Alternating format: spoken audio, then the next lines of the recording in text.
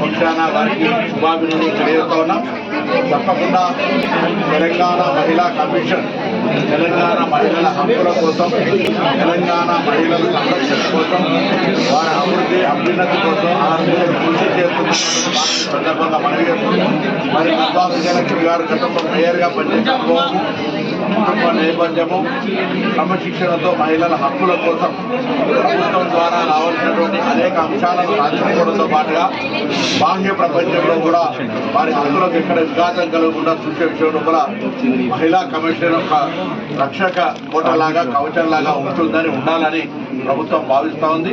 అందుకే గౌరవ ముఖ్యమంత్రి గారు ప్రత్యేకించి మరి ఈరోజు గద్వాల విజయలక్ష్మి గారు చైర్మన్గా మిగతా అందరికీ ఒక కొత్త మహిళా సంఘాల ఒక సామాజిక సేవలో ఉన్నటువంటి మిగతా సభ్యులందరినీ కూడా నియమించడం జరిగింది. వారందరూ కూడా పేరు పేరున అభినందనలు.